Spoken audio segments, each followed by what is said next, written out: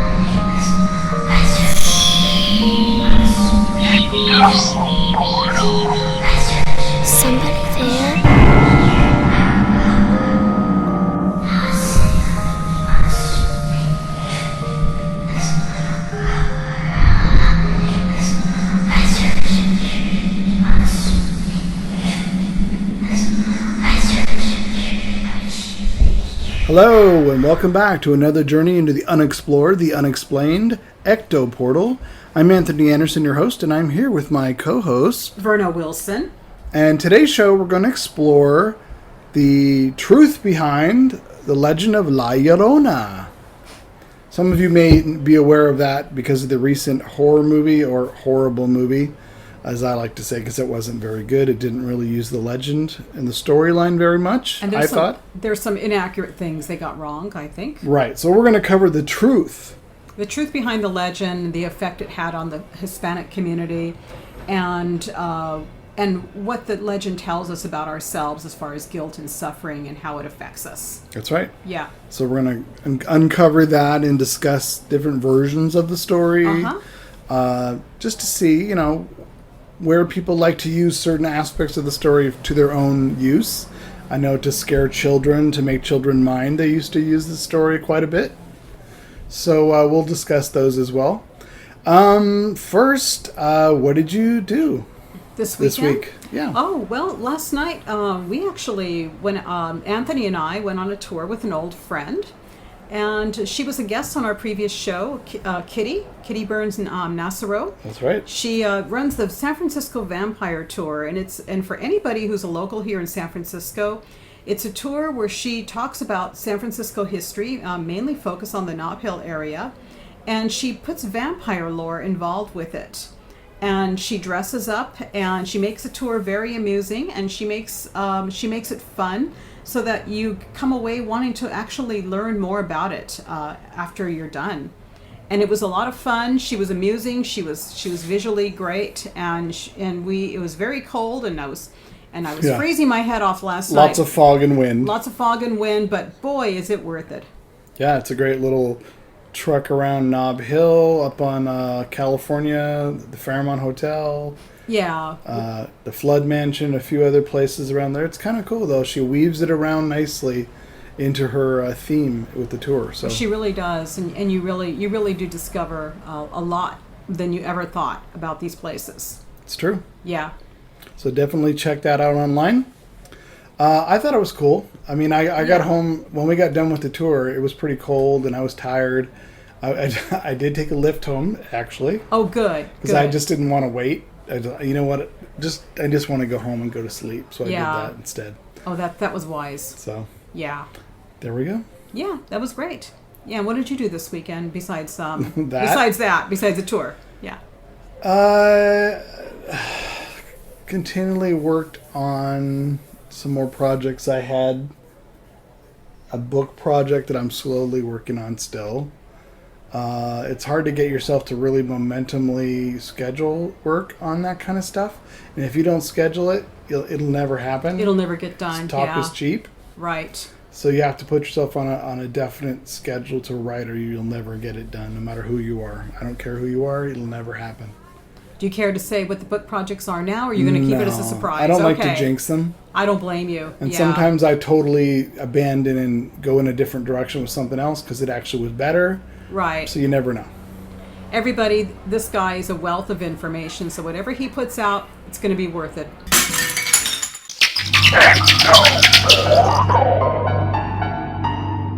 Okay, the truth of La Llorona.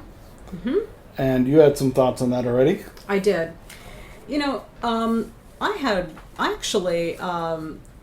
got to witness in Mexico, when I was 9 years old, I got to witness in Mexico the effect that La Llorona had on people. Because this was back in 1969. I was only 9 years old, and of course, I was from California. I was from the suburbs. And we had a Hispanic community, but it wasn't the same as visiting Guadalajara, Mexico. Yeah. You know, my mother's family's from Guadalajara, and my father's family are Caucasian. So when my father died, my mother decided to get us away and go visit the family. So we were sitting down, and my sister and I, and we were talking to some of our cousins who were children at the time. And it was just a quiet evening. It was even though it was late November, early December, it was the holidays coming, but it was warm over there. It's not cold weather, like usual. Yeah. So everybody was out, and then all of a sudden, when it started getting darker, all these kids in the neighborhood were running back in their house, and they were all slamming their doors. Did the sun already go down, and was it dark? It was coming down. Okay. Yeah, it was getting dark, but it wasn't quite there yet. And all of a sudden, you heard doors slamming and kids running back in their house. And my sister and I were sitting there, and we're looking. I was 9, my sister was 10, and we're looking around like, whoa, what's going on? And we were just back and forth, looking, and then all of a sudden our cousins are like, come on. And we're like, what? They said, La Llorona. La Llorona. We go, what about La Llorona? Who? And they said, La Llorona. And they had to get somebody to come out and tell us in English what they meant, because we didn't speak Spanish. Right. And so they had one of our other cousins come out and talk to us. I guess one of our cousins understood English. No, actually they had my mother come out. And she said, they claim that La Llorona's coming, and you should go inside so you'll be safe, otherwise she'll come and get you. And we said, who's La Llorona? And they said, well, she's somebody who goes after children, and she'll come and get you, and she'll drown you because she drowned her children, and she cries and she looks for them. And she's a ghost, and she'll come for you, so they want you to come in. And Linda and I just looked at them. We looked at my mom. We go, really? And then Linda, she was 10 years old, and she goes, let's go look for her. She's a ghost. Did your mom buy into La Llorona? My mom knew about her. But did she buy into the whole story and get inside? She wasn't as freaked out. But here's the thing about my mom. My mother was from Cocula. She was raised in Guadalajara, but she was from Cocula. And she grew up near a river. And everybody used to sleep outside when it was hot and near that river. And she claims that that a lot of children wouldn't go near that river because they were afraid of La Llorona. She wasn't afraid. Yeah. But she claims everybody else was. Interesting. So anyway, to make the story short, Linda actually pulled me along, wanted me to go take a walk around the block, and she said, "Let's go look for her." And that's my sister for you. My sister was fascinated with ghosts from a young age. And I said, go, and I was just 9 years old, and I'm like, really? Go look for her? Okay. What happens if you find her, Linda? Yeah, what happens if you find her? I know. I don't think Linda ever thought. We'll worry about that if it happens. Right. So the kids were looking at us. They're going, and they're saying, where are they going? And my mother, she peeked out. She goes, where are you girls going? And we said, we're going to go look for her. And she told the kids they're going to go look for her. And the kids are looking like, what? I mean, we startled them. They actually said, what?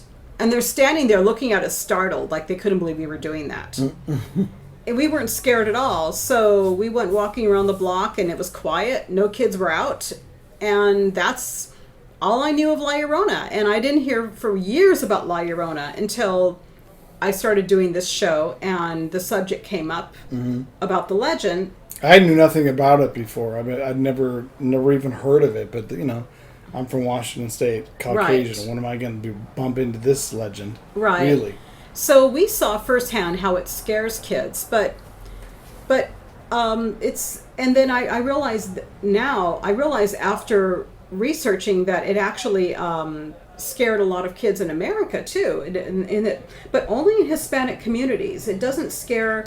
I don't see it scaring children in other cultures. I guess they would take some of those parents who came from those countries would take those legends with them. Yeah. To continually, it's a good way to discipline your child. Like, don't wander off after dark. La Llorona is going to come and take you. Right. So you should better get home when the sun goes down and it's getting dark. Right. That's a good way to get your kid to come home when the sun's gone down. Right.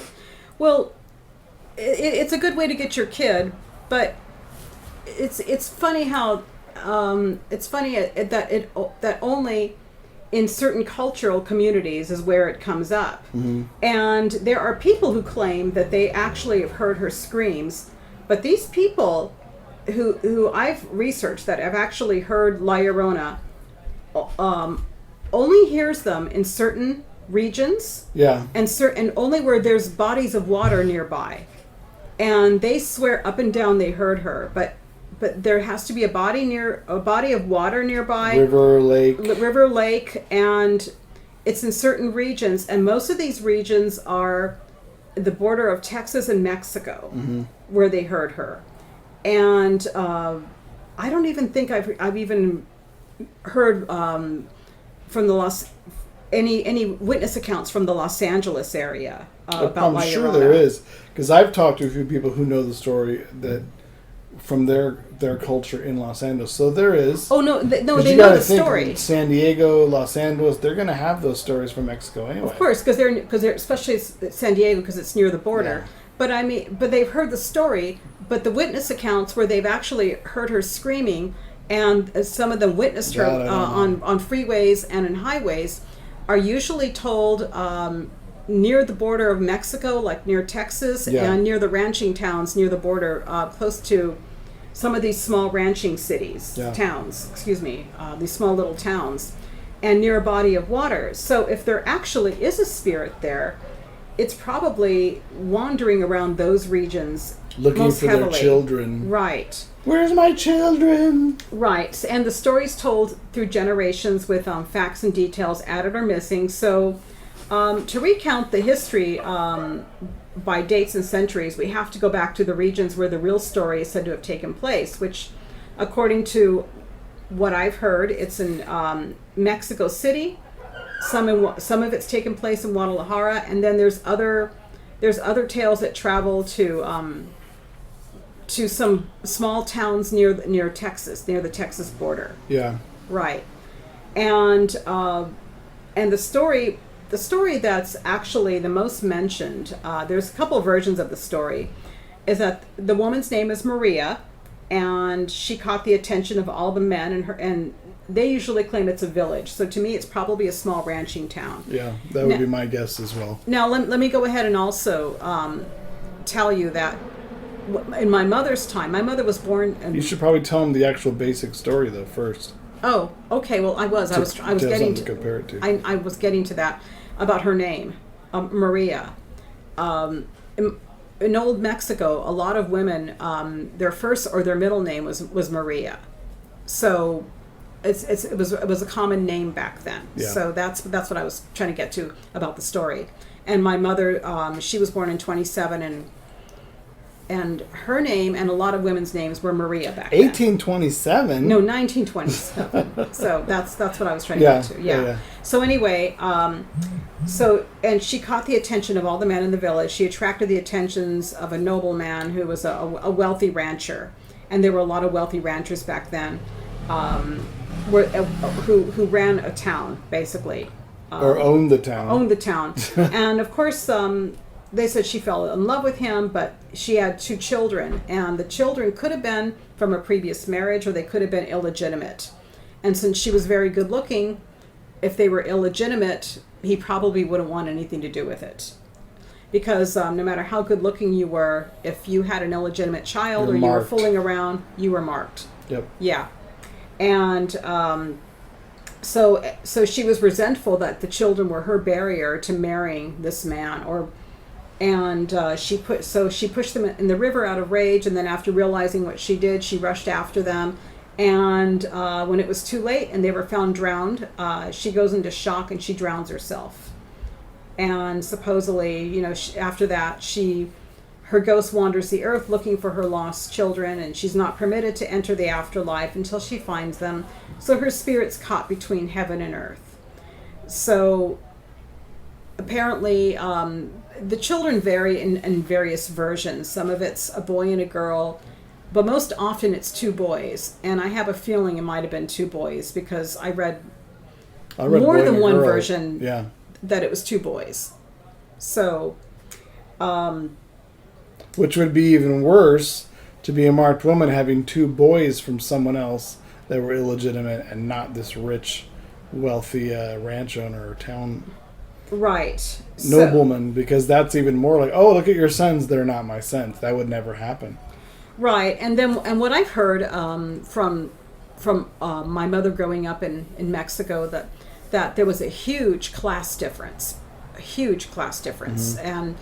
Mm-hmm. and rich people were very much treated differently, and they looked at the poor and below middle class. They looked at the poor and below middle class very differently. Yeah. So if she was really good looking, but she was from another class, and she had two boys, and divorced women were not. She could have been divorced too, because divorced women were not looked upon very well either back then. My mother was divorced, and she wasn't looked upon very well back in her time.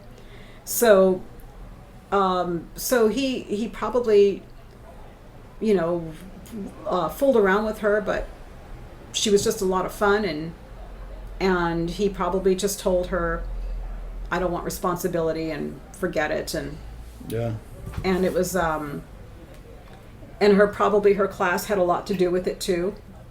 He didn't want anything to do with somebody below his class. And it makes a sad story, the whole thing.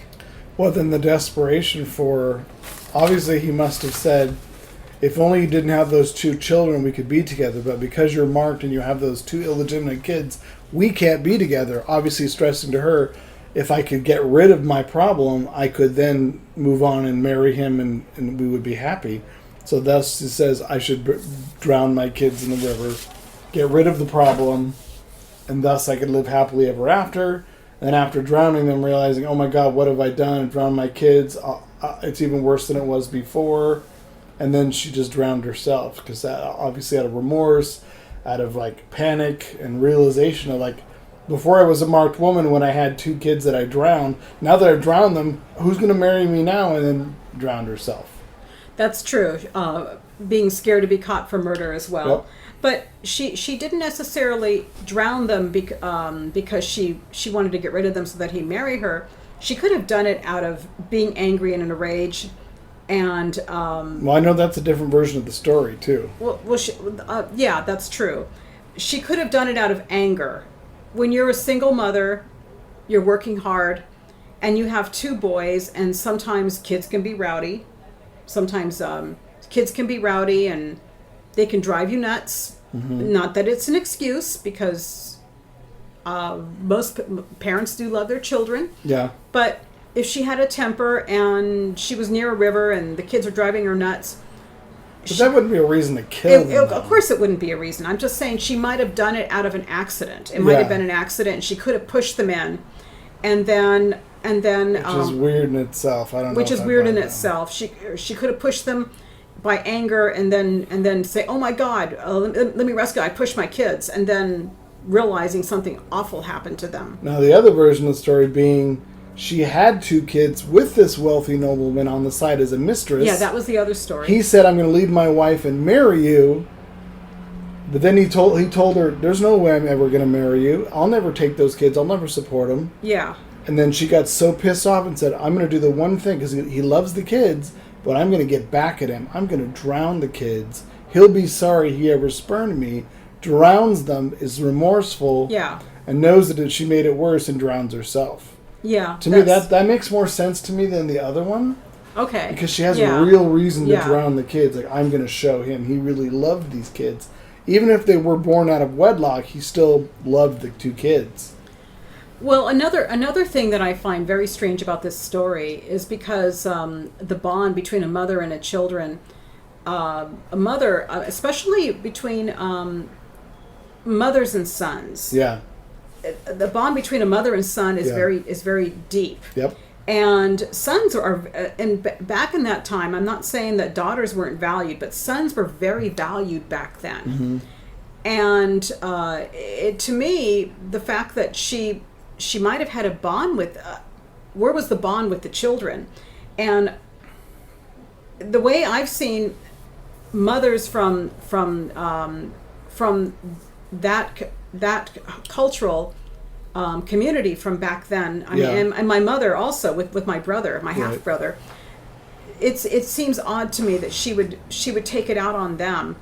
To me, likely her sons might have came first rather than him, because they have such a deep bond, mothers and sons. But that would make sense to where she's so enraged. Yeah. She drowns them. Right. And in the middle of it, maybe wants to save them, it's too late, realizes she killed them, and oh my God, look what I've done, how horrible, what kind of mother am I? And she realizes, it's almost like a snap of insanity that she drowned him, and then she goes back to normal. Exactly, she goes back to normal. And it's like, look what I've done, oh my God, I've drowned my two boys, I can't go on, I have to kill myself. Right. And the fact that she did that and she had to kill herself, she was shocked, guilt, and she realized that she loved her kids too, and she didn't want anything, and she was horrified by what she did, obviously. So it's a horror. It's an awful story all around. It's an awful story all around. And now, what's the purpose of her wandering looking for kids then? That's exactly what I was trying to figure out when I was doing this story. Is she trying to find her own kids? Apparently the story goes that she's trying to replace the kids. She's trying to replace her lost boys with somebody else's kids, and that's why she goes around and all the kids are scared of her.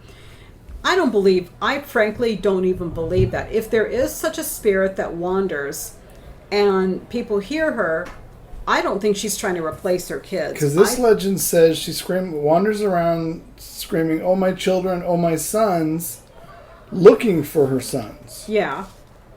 So I think maybe that she drowned them, and she's so crazy and so emotionally distraught and bonkers that she's continually looking for her kids on the shores of the water. Yeah. The river. I think she's looking for them, and I think she's looking for forgiveness. I don't think she's looking for somebody else's kids. Well, that's why they always say she mistakenly tries to grab someone else's kids, because they're not her sons.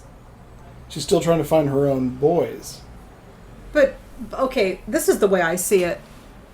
I don't believe that part, because when we have kids, we are so familiar with our own kids. We're familiar with what they do, with what they say. But you're not a crazy vengeful ghost. No, I'm not. No, I'm not. But she she had time to get to know those kids and raise them before. No, I know what you're saying. Before all of this happened. Yeah. So she knows her own kids. Every parent knows their own kids. They know. I mean, well, maybe some parents don't. I don't know, but from what I know, every parent knows their own kids' ways, and they know who's their kid and who isn't. So if she's guilty and she's crying and I think it's more because she feels horrible about herself. See, I could see that. Like, oh my God, I have to undo what I did. Yeah. Let me find my sons. I'll make it right. Somehow she justifies that I can make things right again if I only could find my sons. Right. It's all about guilt and forgiveness, I think, rather than I'm going to replace them. And why would you want to replace them with somebody else's kids? What good is that going to do? That's not going to help the situation. No, I don't think so either. No, and it's a good way to get your kids to be quiet and go in when it's early. Yeah. But it's a fishy. If you're really looking at the legend and why and the where and the why, that part doesn't make any sense at all. And if we are talking about a real actual spirit, I think it's somebody who is what they call shell shocked still. Yeah. And who's I mean, that's a long time to be shell shocked or be shocked into guilt and Well, but if still that's freaking. her final moments before she died, Yeah. she drowned her sons out of anger, jealousy, revenge, was remorseful because she drowned her sons, so she drowns herself. Yes. Those last few minutes of life weren't exactly the best and very, very impressionable in her element or her energy at that last moment. So that's probably why she's carrying around those feelings for so long. Is that's all she knows now is those last few minutes of, anger, revenge, guilt, remorse, desperation. When I was reading about this story, I was reading from people who actually. I was reading a forum where people from the Hispanic community came to talk about this, and there were people from, I would say, whose grandparents were born back in the late 1800s, and who lived in the 1920s and 30s, who claimed that they actually knew this person and that there was a real La Llorona, and they knew her. And well, I'm just going by what they said. Yeah. And they claimed that it was a ranching town in the border of Mexico, a small ranching town, and they said that they knew her before this all became a legend. And I wish that there was a way we can go back to articles and newspapers of the time and find out who this person really was, if there were any articles talking about it, because a murder of 2 boys in a small town like that would not have gone unnoticed. Yeah. So, I mean, rather than going by legends and embellishments, it would be great if we could go back to newspapers. Absolutely. History would definitely speak volumes. It would be great. And I wish these people would have asked more questions. Okay, what town are you from? I mean, well, they knew their grandparents' town, but ask more questions. What was her name? What did you get the facts from these people? If my grandparent told me I knew La Llorona, I would say, really? Okay. What was her name? Where does she, what was her family's name? But well, I know the origins. There are other weeping female phantoms in common folklore in Europe, indigenous American cultures. okay. Scholars have pointed out similarities between La Llorona, La Llorona, yeah. and the Aztec mythology, as well as Lilith of Old World mythology, and also it dates back to some elements dating back to German folk tales from 1486. Okay, that makes sense. The earliest published reference to La Llorona occurred in a sonnet written by a Mexican poet, Manuel Carpio, in the late 1800s. The poem makes no reference to infanticide. Rather, La Llorona is identified as a ghost of a woman who was murdered by her husband. Oh, wow. Now that's a different one. That's a different one, and that's what I mean. If we go back to early sources, now the date actually corresponds to what these people were saying. Late 1800s, early 1900s. That's where their This parents. is 1800. Yeah, late 1800s. Yeah. Yeah, late 1800s, Right. early 1900s, and that's where these people claim, their grandparents claim, we knew this woman. So that time period makes sense. I mean, it definitely could have happened. We know it could have happened. Yeah. But whether the exact facts match up to what the legend has become, that's Right. another question. Exactly. Was it really her 2 kids? Was it 2 illegitimate kids? Were there any kids? You know what I mean? Yeah. Was that stuff added to embellish to scare kids? And let's face it, if you're seeing a phantom and somebody's screaming, and I heard, actually, if you go to YouTube, they actually have the cries of La Llorona taped. I don't know if it's the real thing, but people claim they taped it, and it sounds pretty awful. But if you're walking around crying and screaming, you want attention. That's what you're doing, and people can hear you. And it also makes me wonder about what it says about the healing of the culture, because it deals with all the things that are taboo in society. Deserting somebody, not wanting to marry them, playing with somebody's heart, guilt, hurting your children, shame, Yeah. deep shame, and we all care. I think all parts of society carries those feelings within us, and that's why the story makes such a big impact on people. It's connection. Everyone connects to a certain part of that story, whether it's revenge, remorse, resentment, unrequited love, absolute devotion. Absolutely. There's all kinds of emotions associated with the story that I think people latch on to different aspects of that. Yes. Which would explain that. Here's an interesting one. Outside the Americas, La Llorona bears a resemblance to ancient Greek tale of demonic demigoddess Lamia. Hera, Zeus's wife, learned of his affair with Lamia, and out of anger, killed all the children of Lamia had with Zeus. Out of jealousy over the loss of her own children, Lamia steals other women's children. And in Greek mythology, Medea killed the 2 children fathered by Jason, one of the Argonauts, after he left her for another woman. So it's interesting, there's different popular elements in a lot of stories. It almost sounds like this could have been a real person. Something happened, and they took a story that was a common ghost story and made it up about her. Mm-hmm. So it could have been a very different event that actually happened, but the story got attached to her. Mm-hmm. For all we know, and it also plays up children's fears because children are very vulnerable and they're very open. They're very open when they're that young, especially. Yeah. And I think they're more open to the astral world and they're more open to seeing ghosts and apparitions than adults are because they haven't developed that. Well, and they haven't been told it's make believe, it's fantasy. Stop making stuff up. When you're really young, nobody's been telling you all that yet. Right. And I mean, there could have been a few kids who would say, "Oh, nobody's going to come for me. They're full of it." But most kids, when they're that young, are very impressionable, and also the story probably faces a lot of kids' fears too. Because I mean, we all have loving parents who we want to feel protect us and look after us, and we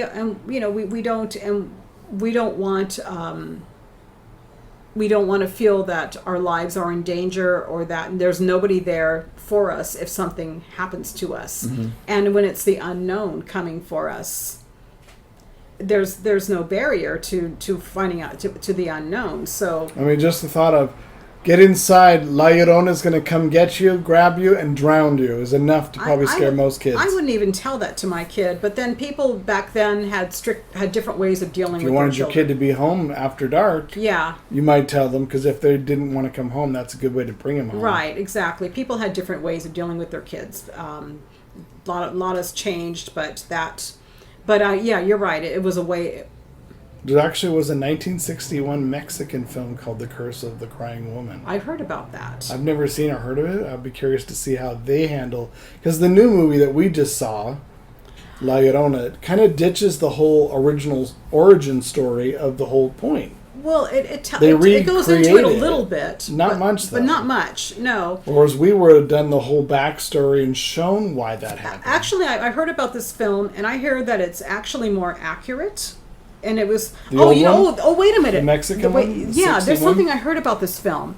When I heard that when they were filming this movie, and you may the old one or the new one? The old one, that they filmed it in Guadalajara, and they filmed it in a river where the real La Llorona was supposed to have wandered around. Yeah, and the actors and the cast actually heard screaming and yelling when they were filming this. Wow. Yeah.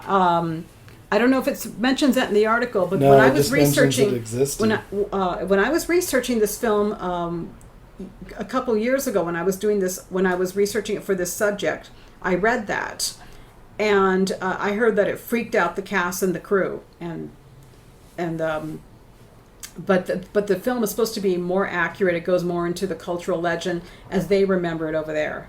There was another Mexican animated film called The Legend of La Llorona. Where she was more of a sympathetic character, with her children's death coming as an accident rather than at her own hands. Yeah, I don't know about that. That's interesting, though, that they would make it an accident. Like you were saying, what if it was an accident? Uh-huh. But she didn't do it. Somehow they just drowned, and she felt guilty, and she's trying to find her kids. I could see where that would be a motivation. Where that would actually make more sense, that it was an accident. Yeah. Yep. And she freaks out, and then she doesn't know how to handle it afterwards. Exactly. Yeah. That would make more sense. And it makes more sense because of the special bond that parents have with their kids, that mothers have with sons. It makes more sense that it was an accident. Yep. Yeah. Mm-hmm. And of course, Universal Studios has their Halloween horror nights themed like mazes and stuff. Uh-huh. La Llorona was one of them a couple years ago. Oh, that's interesting. So it was I like wonder how they pulled that one off. I guess she wanders around the maze looking for her children, and you get scared and you run. I don't know. Okay. There was a video called The Hunt for La Llorona, the Weeping Woman. The video discussed the details of the legend while traveling to different places in the United States looking for the Weeping Woman. That would be interesting to see that. Yeah. That was a release 2019, this year. A BuzzFeed Unsolved released a video called that, The Hunt for La Llorona. Well, that's interesting. We'll have to keep an eye out for I would that. like to actually see that. I know the film that recently came out. They used a shaman who was supposed to get rid of the ghost, and they talked about an actual bruja, but a male bruja, who comes and tries to get rid of the ghost. But I just felt that the way that they went about that, I don't feel it was done right. I mean, they show them smudging with smudge sticks. Yeah. And actually, the Hispanic community doesn't really use smudge sticks. They use Palo Santo Native sticks. American used smudge sticks a lot. Yeah, but but over there, the Brujas use what a certain stick called the Palo Santo stick, and they use that as their smudge stick. So they should have used the sticks rather than the smudge, as far as I'm concerned. Yeah. I guess there was a folk song in 1941 called La Llorona, the Weeping Woman, a Mexican folk song. The origins are obscure, but the composer Andres Hanatrosa popularized the song and may have added to the existing verses. So he took an old Mexican folklore folk song and kind of added stuff to it. See, things like that start to change the legend too, like a famous song. Right. Where if they add something to it that wasn't there, then someone hears the song and then adds that to their version of the story. It's kind of like if someone saw a ghost and they relay that ghost story to someone else, and every time someone tells it, they add a little more. Of course, it's been embellished over the years. Yeah, of course. So, and that's I have a hunch part of this story from what really might have happened to what we hear now.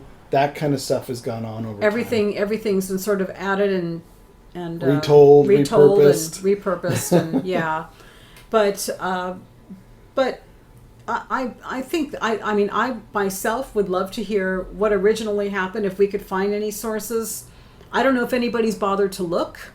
See, the problem is unless you know exact town that it might have come from, it's really hard to pinpoint. It's hard to pinpoint. Because then you're saying you got to look at all the town's newspapers. And they didn't keep very good records back then.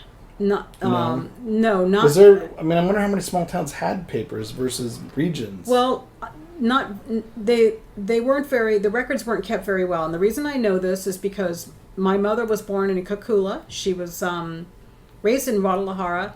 And she told me that a lot of the records there were not kept well. Wow. Yeah, and in Guadalajara even in Guadalajara. Wow. This is according to my mother. If I'm wrong, folks, correct me. But the records there were not kept very well, and they were very scanty. So you have to really go out of your way to find them. So two things I would like to find. What I'd like to find out if there were any information from the early stories, even if we don't find the facts, but the early stories, the earliest story, what really happened.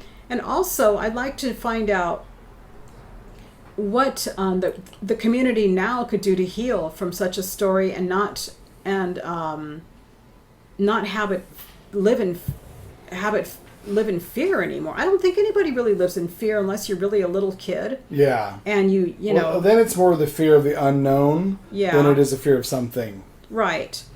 So I'd like to see the day when when nobody's scared of La Llorona anymore, and nobody reports stories of hearing her by bodies of water. Now, in relation to that, here in San Francisco, we have the Lady of Stowe Lake. Yes. Which is a woman.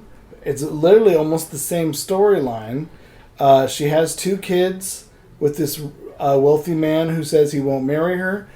She takes the babies, or in this case, baby, not 2. Right. Drowns. The baby drowns in Stowe Lake. She dives in after, trying to rescue it. She drowns, and she wanders the banks of Stowe Lake looking for her baby. You hear the baby crying. Now, there was an original article about that, though.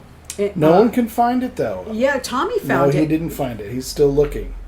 I thought he said there was an article and he found it. He didn't find it. He's still looking for it. Oh, that's interesting. And I heard it was in the newspapers back then. I've pulled up a lot of articles about people who drown in Stowe Lake. Yeah. For different reasons at different time periods. Right. But never that particular Never article. that particular one. But it has a lot of resemblance to La Llorona, if you think about it. It does. It really does. And think about female women in white hitchhikers on Yeah. the side of the road, outside the cemetery. Somebody picks up a hitchhiker. Yep.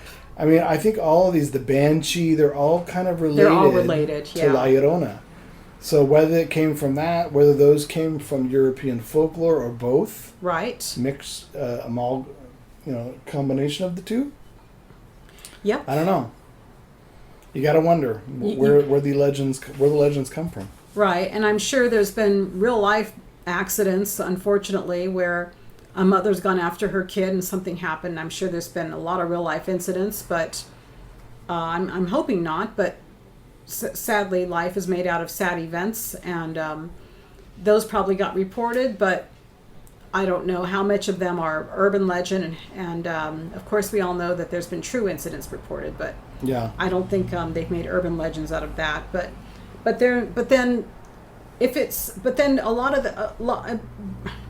back in the 1800s, early 1900s, before there was a lot of communication, when something happened and somebody witnessed it, unless police were called and you told it to a journalist, the stories can be scanty, and you don't really know the facts until you actually witnessed or you were there. But it amazed me how, reading articles from like the late 1800s and early 1900s here in San Francisco, Yeah. how whenever they would interview people, police were more apt to believe people's stories Yeah. for what happened than they would now. They were like, oh, well, that's what happened, ma'am? Okay, that's what happened. Right. Note it down. Yeah. Yeah. That's the only thing they have to go on. They don't have video footage. They don't have 15 testimonies. They didn't. People, it was harder to get from place to place, so there wasn't as many people around all the time. And you had to produce also with an accident like that, you would have to produce, sadly enough, a body. Mm-hmm. And if you can't find one, there's nothing to report. Yeah, unless they told, I drowned my kids, they are in here somewhere, I can't find them. Right. And in San Francisco, I would think it would be easier to look at the records from every article I read. Little boy drowned, 10-year-old drowns. They would rake the bottom of Stowe Lake and find the body. So it really makes me wonder if that story really happened, or if it's really or if it's just urban legend. Yeah, exactly. Yeah, it's just like La Llorona, and that's why I looked for articles, was because of the Stowe Lake lady. Let me go see if I can find that article. It would be good. It would be good to be able to find the original article about what I happened. could bring them on. We could do a whole show about Stowe Lake, because I have so many articles about things that happened. I think we should, because that would be because of the similarities, and if we could find something and come across something that would make more sense to that story, I think that would be worth it. Something that resembles it in some kind of capacity. Yeah. So I'd like to find out if anybody who's listening to this and is familiar with La Llorona and who knows more about the story than what I'm reporting, or who has something to tell that I haven't covered yet. I really would like feedback, because I think the more we find out about the origins of how this story really was, rather than the scary legend and the fear-based legend, I think the more we're going to I think the better we get to understanding and not have these stories of fear that we're going to pass along to generation. I think some of that's going to still happen regardless of what you find out. Well, that's true. Because there's a lot of people that are going to believe, oh, that's not the real story. Oh, this isn't the same story at all. This one happened on this happened. You know what I mean? Okay, I get There's it. always someone who's going to do that. There will always be ghost stories. Let's put it that way. Yes. But if another kid, but if you don't have to grow up, but actually these kids grew up scared and traumatized by her. So if they don't, so we'll always have ghost stories. But if somebody doesn't have to grow up traumatized by one, that would actually be, I think, coming a long way in bringing this story to light. To me, it's the equivalent, though, of saying, like in America, it's like, oh my God, you better get to bed. The boogeyman's going to get you. Oh, right, Are you ever going to find the boogeyman's going to get you? Right. Are you ever going to find the origins of the boogeyman? Oh, yeah. That's, you see what I mean? Yeah. Oh, I get you. Yeah. It's been around for so long, and it still terrifies little kids. It does, yeah. Even adults, they run from the boogeyman. Well, yeah, I can see adults running from the boogeyman. So. Yeah. So, yeah, being scared of the dark, that's a common fear. Yep. So. All right. Well, that was That's our episode today for the truth of La Llorona. As much truth as we could find out, at least from what we got. As much truth as we could find out, explaining cultural differences, and I really hope that we brought something new to the story that somebody hasn't heard before. You can watch the movie. It uses elements of the story for its own purposes, but it doesn't really focus on the real story of La Llorona. It just focuses on her as a vengeful ghost coming back to steal kids, and they kind of go with that. That's kind of what the new movies. That's exactly what it goes with. Yeah. Which I thought was a shame, because I would love to see a traditional movie at that period where it happens. I would love that too. And she comes back to the village and starts to steal kids as a ghost. To me, that's more frightening. That would be great. Yeah. Why doesn't somebody make that? Somebody, please. If you're a director or producer, there's an idea. All right. Until next time on Ecto Portal, we'll see you later. See you later. Bye. Bye.